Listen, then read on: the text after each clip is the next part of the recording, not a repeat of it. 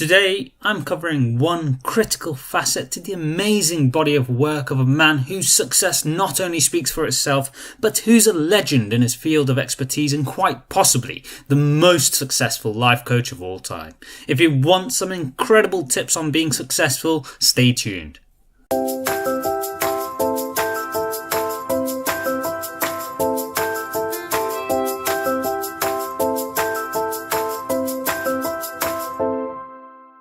Today's video focuses on the importance and value of having a strong belief system. No, we're not talking about religion, though they can play a role, but rather belief systems to help you grow a successful mindset and achieve phenomenal results. To explore this topic in detail, I'm going to use life coach, entrepreneur and mega success Tony Robbins as a reference point to help delve deeper into this topic. Before we get started, if you find the video informative and helpful, please support the channel by sharing this video with others who might find it of interest and consider subscribing for more content like this. Also, I'm going to give a great strategy in building your belief system towards the end of the video, so stick around to get the most out of it. Now, for the one person out there who has no clue who Tony Robbins is, he's possibly the most successful life coach of all time and has spent years supporting and coaching the best to achieve incredible results. Some of his clients include Bill Clinton, Princess Diana, Hugh Jackman, Mother Teresa, Serena Williams, Leonardo DiCaprio and Nelson Mandela. In addition to coaching them and many others, he's a best-selling author of books on self-development and finance and a hugely successful entrepreneur. He's impossible to ignore, he's everywhere, and he's got messages worth listening to. However, he's not had an easy upbringing, coming from a broken home and having an abusive mother. Tony Robbins' upbringing was challenging, and when a young man, he was on the verge of bankruptcy before he found his calling. My life is shaped by a lot of events, but one of the most powerful was somebody doing these kind acts for my family. When I was 11 years old, we had a really tough Thanksgiving where there was no money and no food, and we wouldn't have starved. We always found a way to get something, but we weren't going to have a Thanksgiving dinner, that's for sure, certainly not a feast of any sort. And my mom and dad at the time were fighting like cats and dogs, and saying things that once you say them, you can never take them back. You know the kind of stuff I'm talking about? And my mom was screaming at father about how he couldn't even take care of his own family, and it was horrible. And I have a younger brother and younger sister. I'm the oldest. So I was trying to keep them from hearing this conversation. However, being an expert strategist, he's gone from times of difficulty to becoming an incredible success. The man appears unstoppable, but what's really impressive is before all else, he talks about first developing a strong mindset to achieve success and putting in place the foundations to grow from. And that's exactly our focus today, as we delve into belief systems and how they can fundamentally change our lives. So, think about what's the holy grail between somebody taking action or not. It's one word: certainty. When somebody is absolutely certain, the common word is believe, right? But you can believe at a general level, or you can believe with certain. When you're absolutely certain that if I do this, it's going to get that result, and that result's going to change my life, you'll do it. When you think it absolutely is not going to work, you're never going to do it. The middle no man's land of maybe it'll work, maybe it won't, that's the piece that kills people, right? So if it's a must for you, you got to make it work, right? In our case, right? That's an example. So, what is a belief? Well, systematically they stem from a number of areas in your life and can be both positive and negative. They can determine what you think is possible and what you think isn't. So what elements of your life directly impact your beliefs? Well, according to Tony Robbins, there's 5 areas that directly impact beliefs, including your environment, events in your life, knowledge, your past results, your future vision. Now, each of these influences can create references for your beliefs, with references being your understanding to help support your beliefs. In his phenomenal book, Awaken the Giant Within, Tony Robbins uses a great analogy of a table to explain the ideas of beliefs and references. If you imagine the belief is a tabletop, then the references are the legs that hold it up. If your belief has just one odd reference or weak references, the belief collapses. The more references a belief has, the stronger the support to help it stand up. So, Now that we've got a better understanding of belief systems and references, how can they be positive or negative? Well, the simple answer is that beliefs have no fixed form. Take a religious example. People who follow religion believe in the concept of God, which can be construed as a positive belief as they believe God to be true. People who are atheists don't believe in God, which is a negative belief, as not believing in God is still a belief in itself. Now, let's apply this principle from a more success mindset perspective. Let's say you think you want to earn money to go on an extravagant holiday. One mindset or belief can be, I can earn or save the money I need to have this holiday. Now, the reason you might believe it is possible is because you add references such as, I earn X amount per month. If I save Y amount, then in 2 years I'll be able to go on my dream holiday. This in itself is a positive belief, and references themselves are used as evidence to support the belief. Now let's consider the negative, where the belief would be, I will never be able to go on my holiday. Again, this can still have references to support the belief. For example, the reference might be, I can never have my dream holiday because the amount I save per month will only allow me to afford my dream holiday in 150 years.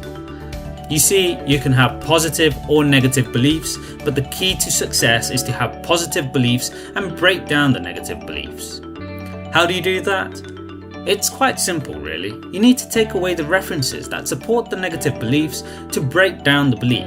For example, if we continue our scenario of the holiday, you can break down your negative belief by adding references such as, if I sell items I own that aren't needed and work a part-time job for X amount of time, I can go on my dream holiday within Y years. You see, by recontextualizing your belief, you break down your negative belief to be a positive. What was previously unachievable with the old mindset is now a much more tangible goal, as perspectives have changed from being it'll never happen to being it will happen if I do X, Y, and Z. And here's what's incredible about this. By changing your perspective and giving positive references to what was a negative belief, you've started to put in place the basic framework for a strategy to achieving your goal. Suddenly, what was impossible has become very much possible. So I'll give you a perfect example of this. They did studies, many have been done at this element, where they want to say, how much does the mind affect performance? So take basketball. I've worked with a lot of NBA players and turned them around. And one of the problems many of them have is they'll choke on the free throw line. Well, everybody knows in that case, if you normally shoot really well and now you're not, something's interfering, something's getting in front of your state, some uncertainty, right? Obviously. So they take a group and say, we're going to make them better.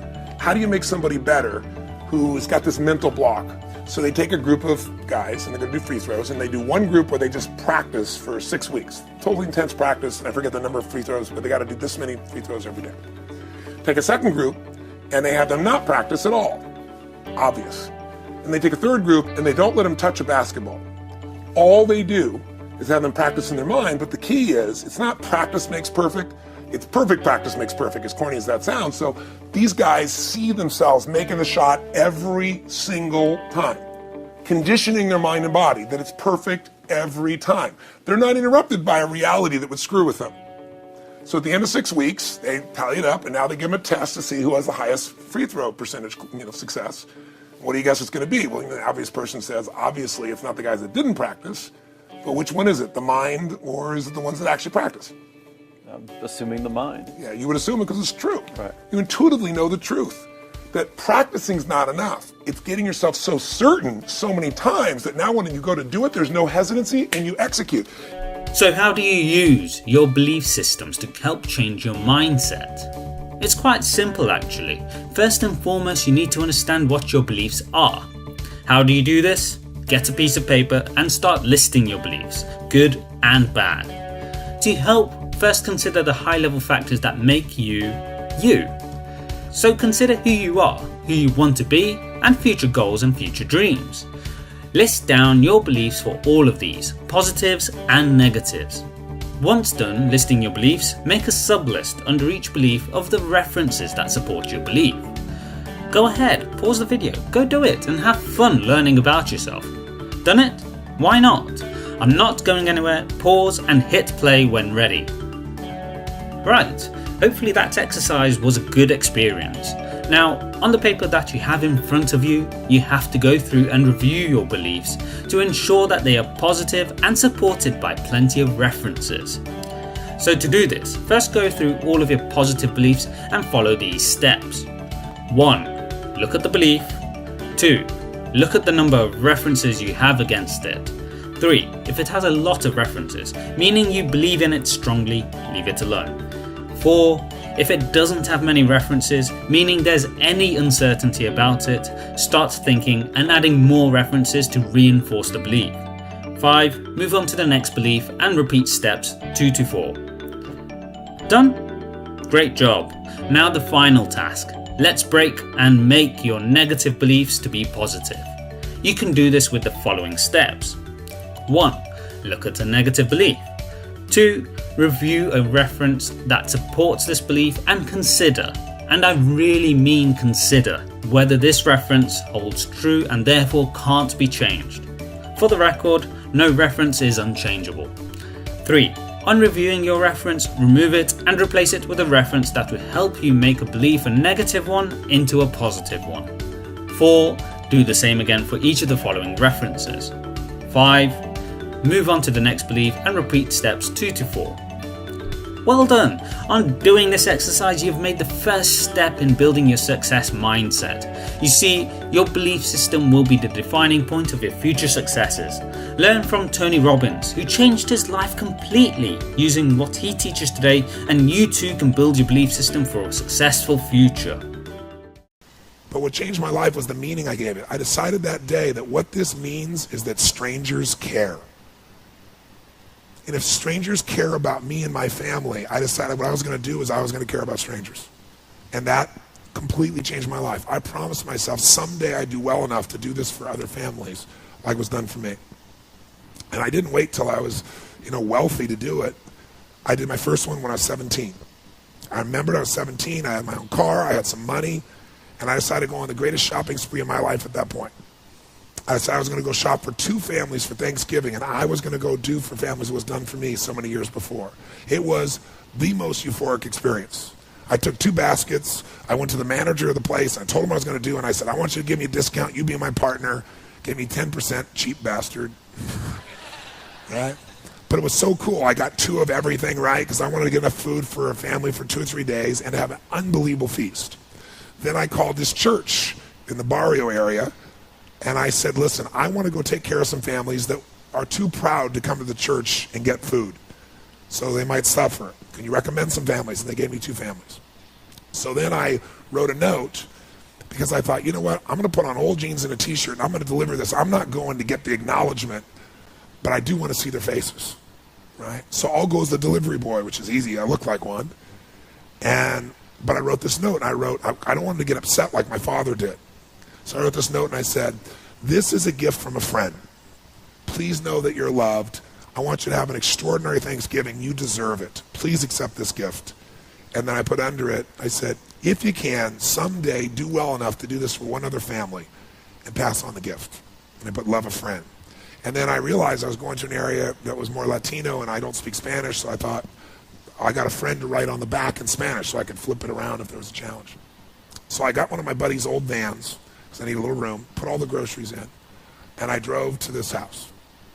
And it was not what I expected, it was more. I got to this house and I got 2 bags of groceries and I banged on the door. Door opened and this woman about this tall, right, stares up at me like this, right? And I said, hi. And it was very obvious she didn't speak any English, and she let out a scream when she saw the food. And by the way, this woman had 5 children and a husband. What I didn't know is the husband had left her 3 days before with no money, no food, and 5 kids.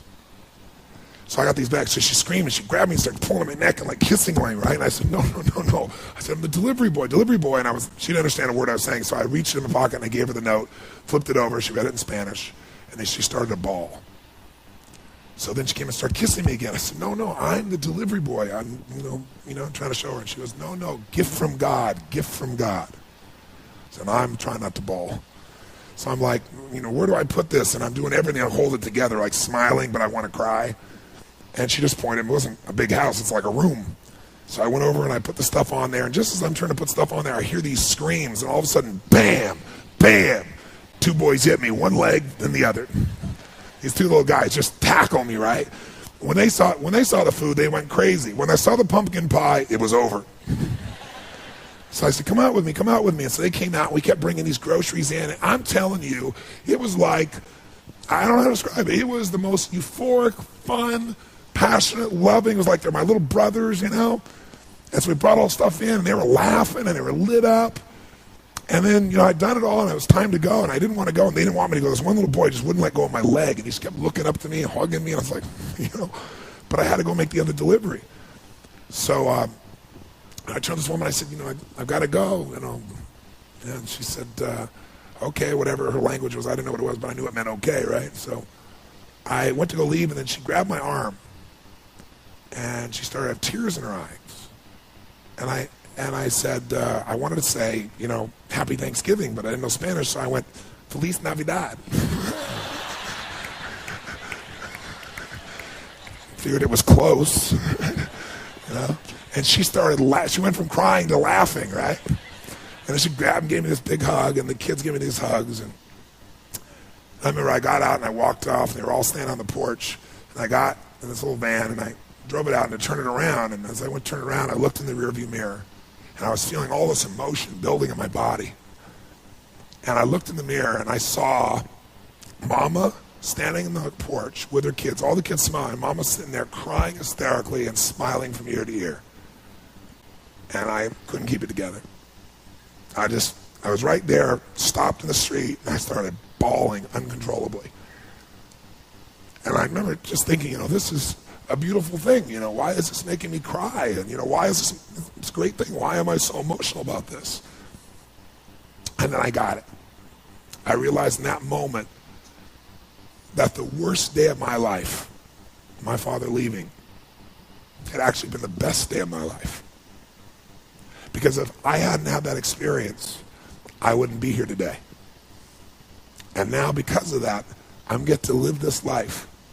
And I have the desire and the drive and the want to give in this way. And so I've really realized that the worst day was the best day, that was God's gift. The gift wouldn't have been there if he would have stayed. Thanks for watching today's video. So, a quick question, what belief do you think is holding you back from living your dream? Let me know in the comments section below. Also, if you enjoyed today's video, it would be amazing if you could share it with others who may have an interest in it.